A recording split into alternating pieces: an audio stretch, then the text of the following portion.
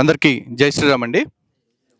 ఇప్పుడు నాకంటే ముందు మాట్లాడిన పెద్దలు ముగ్గురు కూడా చాలా వివరంగా ఇక్కడ గ్రౌండ్ రియాలిటీ ఏంటని చెప్పడం జరిగింది. సో డైరెక్ట్గా పాయింట్లోకి వెళ్ళిపోతే ఒక 4 పాయింట్లు మాట్లాడుకుందాం. ఫస్ట్ పాయింట్ ఏంటంటే, వామపక్షాలు అని చెప్పబడే వాళ్ళు ఈ దేశంలో దేన్నైతే వ్యతిరేకిస్తారో దాన్ని ప్రతి ఒక్కళ్ళు స్వాగతించాల్సిన అవసరం ఉంది. ఎందుకంటే వాళ్ళు దేన్నన్నా వ్యతిరేకిస్తున్నారు అంటే అది ఖచ్చితంగా ప్రజలకో దేశానికో మంచిదైతేనే వాళ్ళు వ్యతిరేకిస్తారు. ఇది సాలిడ్ లైనింగ్ అనమాట. రెండోది ఏంటంటే, దామగుండమే కాదు, ఎక్కడైనా సరే దేశాభివృద్ధి కోసం, దేశ భద్రతకి సంబంధించిన దానికోసం ఏదైనా ఒకటి మనం వదులుకోవాల్సి వస్తుంది అనుకున్నప్పుడు అది దేన్నైనా వదులుకోవాలి. అవసరమైతే అది మన ప్రాణమైనా సరే. ఎందుకంటే ఒక వ్యక్తి కంటే ఎప్పుడూ కూడా దేశం చాలా గొప్పది. ఈ మాటలు అందరికీ నచ్చకపోవచ్చు, కొంతమంది నమ్మకపోవచ్చు కూడా, కానీ వాస్తవం ఇదే. ఎందుకంటే మనకి గత 70 ఏళ్ల నుంచి చాలా ప్లాన్డ్గా వీళ్ళందరూ కూడా దేశానికి మనకి ఉన్న ఎమోషనల్ కనెక్టివిటీని చాలా వరకు తగ్గించేసి ప్రజలందరినీ కూడా దేశభక్తి అంటే అదేదో పనికిమాలిన వస్తువు, దేశభక్తి అంటే పని పాట లేనోళ్ళు మాట్లాడుకునే మాటలు అనేలాగా తయారు చేసేసారు. ఇక్కడ గుర్తుపెట్టుకుంటే పర్యావరణ ప్రేమికులు చాలామంది నిన్న వచ్చేసారు. పర్యావరణ ప్రేమికులుగా చెప్పుకునేవాళ్ళు. వాళ్ళకి అర్థం కావాల్సిన విషయం ఏంటంటే, పర్యావరణం అంటే ఈ 1500 ఎకరాలు 2000 ఎకరాలు ఏదైతే నేవీ వాళ్ళు ఇప్పుడు తీసుకుంటున్నారు అంటున్నారో అది మాత్రమే పర్యావరణం కాదండి. మొత్తం భారతదేశంలో ఉన్న ప్రతి చెట్టు, ప్రతి గుట్ట కూడా మనదే. ఈ రోజు వీళ్ళంతా ఈ ల్యాండ్ తీసుకుని నేవీ వాళ్ళు ఇక్కడ ఏమి రియల్ ఎస్టేట్ వ్యాపారం చేయట్లేదు, ఫ్యాక్టరీలు పెట్టట్లేదు, ఇంకోటి చేయట్లేదు. దేశం మొత్తాన్ని కాపాడటానికి నిఘా వ్యవస్థను ఇక్కడ ఏర్పాటు చేసుకుంటా ఉన్నారు. అండ్ భారతదేశానికి ఇదే మొట్టమొదటిది కాదు. ఇప్పటికి ఇట్లాంటి రాడార్ స్టేషన్లు అంటే కోస్ట్ గార్డ్ కానీ, నేవల్ కానీ ఇవి దాదాపు 46 ఉన్నాయి. ఈ 46 కాకుండా కొత్తగా ఈ 1.5-2 సంవత్సరాల్లో ఇంకో 38 ప్రాజెక్టులు కొత్తవి పెట్టాలని చెప్పేసి ప్లాన్ చేసుకున్నారు. ఆ 38లో మన పూడూరు కూడా ఒకటి ఇక్కడ పెట్టాలనుకున్నది. ఎందుకు పెట్టాలనుకుంటున్నారు ఇది? దీనివల్ల దేశం మొత్తానికి భద్రత కావాలిగా. దేశం బాగుంటాం ఏంటి, చెట్లు పుట్లు బాగుంటాం మాత్రమే కాదు, ఇందులో మనుషులు కూడా బాగుండాలి. రేపు మళ్ళీ ఏదైనా మనుషులకు చిన్న సంఘటన జరిగి ఒక బాంబు వెళ్ళిన ఒక చోట ఎక్కడైనా సరే మొత్తం ఈ వామపక్ష సంఘాలే వచ్చేసి ప్రభుత్వం ఫెయిల్ అయింది, రాజీనామా చేయాలి అంటే వచ్చేసి రాజకీయాలు మొదలు పెడతారు. ఇటు మనకు ఇక్కడ ఎవ్వరికీ కూడా రాజకీయాలతో సంబంధంలా. మనకి ఫస్ట్ కావాల్సింది మనం ప్రశాంతంగా బతకటం. మనం బ్రతకాలి అంటే మనకి భద్రత కల్పించే వ్యవస్థలు ఏవైతే ఉన్నాయో వాటికి కావాల్సినంత స్వేచ్ఛని ఇవ్వాలి. ఈ రోజున మీ అందరికీ ముంబై దాడులు గుర్తుండే ఉంటాయి. ముంబైలో ఒకసారి పడవ ద్వారా భారతదేశంలోకి ఎంటర్ అయిపోయి బీభత్సం సృష్టించేశారు. దాదాపు 200 మంది పైచిలకు వాళ్ళని చంపేశారు, ఒక 5గురే వచ్చి. తాజ్ హోటల్ 26/11 దాడుల్లో అదంతా ఎందుకు జరిగింది మరి అంటే, దాని జరిగిన తర్వాత కూడా ఇంకా పటిష్టమైన నిఘా వ్యవస్థ ఏర్పాటు చేసుకోవాలని ప్రభుత్వాలు ఆలోచించవా? అలాంటి ఆలోచనల నుంచే ఇటువంటి ఏర్పాట్లన్నీ చేసుకోవటం మొదలు పెడతారు. ఎందుకంటే భారతదేశానికి సుమారు 7,500 కిలోమీటర్ల తీర ప్రాంతం ఉంది, సముద్ర తీర ప్రాంతం.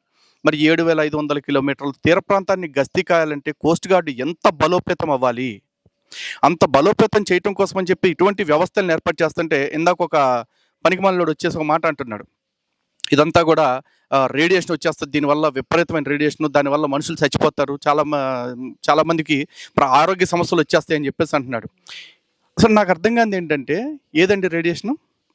భారతదేశం మొత్తం మీద సెల్ ఫోన్ టవర్స్ ఎన్ని ఉంటే ఒక అంచనా ఎవరికైనా ఉందా? సుమారుగా 8 లక్షల సెల్ టవర్లు ఉన్నాయి భారతదేశం మొత్తం మీద.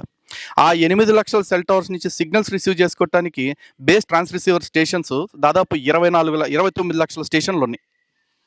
వీటికి దేనికి రాని నష్టం అంట ఒక్క ఈ రాడార్ వల్ల వచ్చేస్తుందంట. ఇక్కడ మరి మనకు చెప్తా ఉన్నారు. అంటే ఇందాక ఆయన చెప్తున్నాడు కదా, వెరీ లో ఫ్రీక్వెన్సీ, ఎక్స్ట్రీమ్ లో ఫ్రీక్వెన్సీ అని చెప్పేసి. అసలు ఎక్స్ట్రీమ్ లో ఫ్రీక్వెన్సీయా, వెరీ లో ఫ్రీక్వెన్సీయా సెకండరీ అండి. మన చేతుల్లో ఒక్కొక్కళ్ళు 2-3 సెల్ ఫోన్లు పెట్టుకుంటున్నాడు. ఇంట్లో చూసుకుంటే 5-6 సెల్ ఫోన్లు ఉంటాయి. ఇది కాకుండా ఎక్స్ట్రా వైఫై కనెక్షన్లు ఉంటాయి. ఈ చుట్టుపక్కల అన్ని సెల్ టవర్స్ ఉంటాయి. ఇంకా రేడియో యాక్టివ్ సిగ్నల్స్ చాలా ఉంటున్నాయి మనకి. ఒకటేంటి, ఈ రోజున ఈ రిసీవర్ల సంగతి, ఈ రాడార్ల సంగతే చూసుకుందాం. కొత్తగా నావీ ఒక్కటే పెడుతుందా? ఎయిర్ ఫోర్స్ రాడార్స్ లేవా? ఆర్మీ రాడార్స్ లేవా? నేషనల్ రిమోట్ సెన్సింగ్ ఏజెన్సీకి సంబంధించిన రాడార్స్ లేవా? ఇంకా ఎన్నో వ్యవస్థలు ఇండివిజువల్గా బోల్డ్ మంది పెట్టుకున్నారు, ఉంటాయి. మరి ఇవన్నీ నేషనల్ రిమోట్ సెన్సింగ్ ఏజెన్సీ ఉంటాయి. ఇవన్నీ కూడా ఏర్పాటు చేసుకుంటారు. ఎందుకంటే అభివృద్ధి అంటే మనుషుల అభివృద్ధిగా. ఎండ్ ఆఫ్ ది డే మనుషుల అభివృద్ధి కావాలి అనుకున్నప్పుడు, టెక్నాలజీ పెరగాలి అనుకున్నప్పుడు ఇట్లాంటివి ఏవి రాకుండా ఉంటాయి. నిన్న వచ్చిన ఈ ప్రకృతి ప్రేమికులు అందరూ కూడా కొంపల్లో ఏసీలు లేకుండా, చేతుల్లో సెల్ ఫోన్లు లేకుండా, నడవటానికి అదే ప్రయాణం చేయడానికి కార్లు వాడకుండానే బతికేస్తున్నారా? లేదు ఇక్కడి నుంచి ఢిల్లీ వెళ్ళాలంటే ఏ కమ్యూనిస్ట్ నాయకుడైనా సైకిల్ వేసుకుని వెళ్తున్నాడా ఫ్లైట్ ఎక్కకుండా? మరి గంటకి దాదాపు 2-3 టన్నుల కార్బన్ డైఆక్సైడ్ని రిలీజ్ చేసే ఫ్లైట్లు వీళ్ళు ఏ మొఖం పెట్టుకుని ఎక్కుతారు? ప్రతిరోజు పొద్దున్నుంచి సాయంత్రం దాకా ఏసీల మధ్య బతికి వీళ్ళు సెల్ ఫోన్ లేకపోతే కనీసం ఒక మాట కూడా కమ్యూనికేట్ చేసుకోలేని వీళ్ళు ఇట్లాంటివి జరుగుతుంటే మాత్రం అడ్డుకుంటున్నారు. నిజానికి గుర్తుపెట్టుకోండి, వీళ్ళ ప్రాబ్లము అడవులను కొట్టేస్తారనేది కానే కాదు. ఈ అడవుల్లో నిఘా వ్యవస్థలు కనుక వచ్చి తెస్టేస్తే వీళ్ళు పెంచి పోషిస్తున్న వామపక్ష తీవ్రవాద సంస్థలు ఏవైతే ఉన్నాయో ఆ వామపక్ష తీవ్రవాద సంస్థలు కావచ్చు, లేకపోతే ఇట్లాంటి పనికిమాలిన వాళ్ళు కావచ్చు, వీళ్ళందరూ మద్దతు ఇచ్చే జిహాదీ సంస్థలు ఏవైతే ఉన్నాయో వాళ్ళ ట్రైనింగ్ శిక్షణ శిబిరాలు కావచ్చు, ఇక మీదట ఇక్కడ నడవకపోవచ్చు. కాబట్టి అటువంటి వాళ్ళందరికీ ఒక నీడ కల్పించడం కోసం ఇట్లాంటి వ్యవస్థల్ని వీళ్ళు వ్యతిరేకిస్తూ ఉన్నారు. ఎందుకంటే అడవి ఎంత దట్టంగా ఉంటే వాళ్ళ ఆటలన్నీ అంత సాగుతాయి కాబట్టి. కానీ ఇక్కడ అర్థం చేసుకోవాల్సింది, నేవీ కానీ లేకపోతే ఆర్మీ కానీ వీళ్ళు కాపాడుతున్నంతగా, వీళ్ళు ప్రయారిటీ ఇచ్చినంతగా పర్యావరణానికి ఇంకే ఎవ్వరు ఇవ్వరు. మనకంటే ఎక్కువ కేర్ తీసుకునేది వాళ్ళే.